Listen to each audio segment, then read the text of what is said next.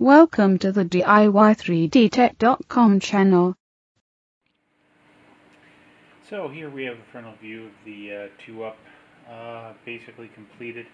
We're going to change the gantry mount for the extruder to use a snap-on version. We've started to print out the various extruders, but again, the version 2.0 bugaboo kind of got me again. The spring that they've included for the extruder isn't the same spring as in version 1, so it doesn't fit inside this extruder unit. So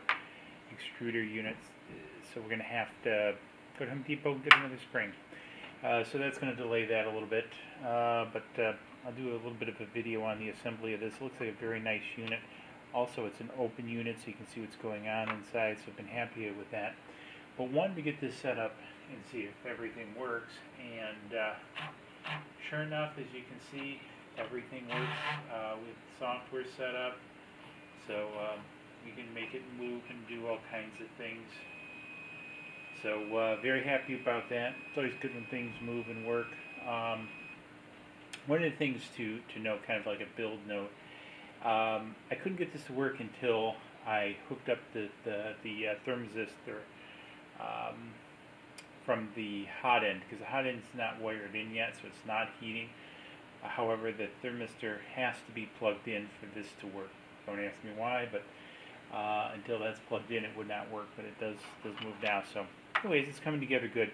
I'm also going to go back to changing the gantry. Did a little bit of homework, and believe I can make this work with one bearing. Believe it's designed to work with one bearing, because what we can do is put these shims in there, actually go inside here along with the bearing. Hopefully you can see that.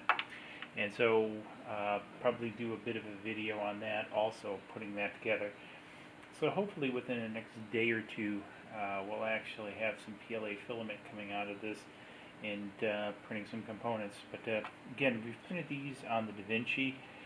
Really, really good quality. Just really, really pleased with the quality. We've done these in ABS, 2000s, layer height, 30% infill.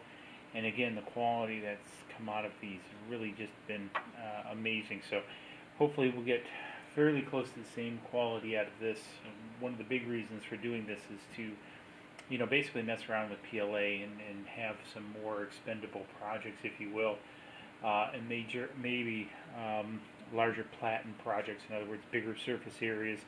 PLA doesn't lift up as much as the ABS does, so like this is okay with ABS because it's got a very small surface area, but when you start getting into some of the other stuff, you get a little bit of lifting. But these handle very well, but it had a large open area, so we'll see you in the next video. So here I'm going to start to build the other side. So now I've cleaned this up. You might have to take an X-Acto knife, clean up around the edges of this plug.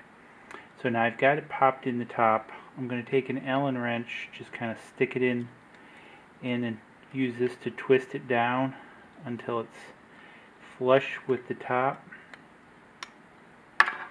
And then now that's basically, I'm going to go a little bit more on this one. So I got it basically flush with the top. I'm going to take the bearing off the rod. I can insert the bearing into here. This one's a little bit tight. You notice this one's cracked a little bit. I'm going to actually use some black epoxy to fill that in later, but for now it'll pretty much work. So now, as you saw, I just should probably showed, as I showed in the first part of the video, put the spacer in and kind of push this down until it tightens up, and then now that's pressed against there, and then I'm going to take this other threaded lug and put it in here. Now I gotta admit, this takes a little bit of finessing to get in, because the threads are not perfect, and it usually takes a little bit of work. So again, I've had to kind of clean up the edges a little bit, and you can see just kind of taper it down If I was real ambitious, I would probably put these on the lathe and spin them down so they were tapered uniformly, but that's probably more time than it's worth. So again, and potentially, if all else fails, one of the other good starters, and make sure you have the right side up. It's always nervous when you're watching, isn't it? Okay, so you see that popped in. Took a little finessing with the hammer, but again, we'll take the Allen wrench and screw it in.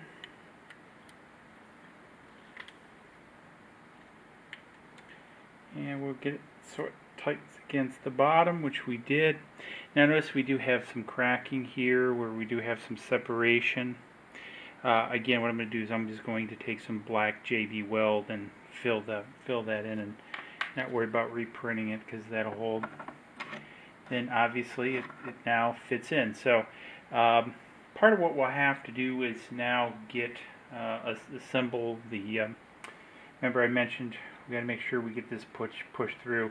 I think one of the things to assemble this that I'll have to do, and I'm not going to do it on camera, is probably take this rod out, assemble these rods, and then push this rod down back through here with this assembled. So let's see how all that goes.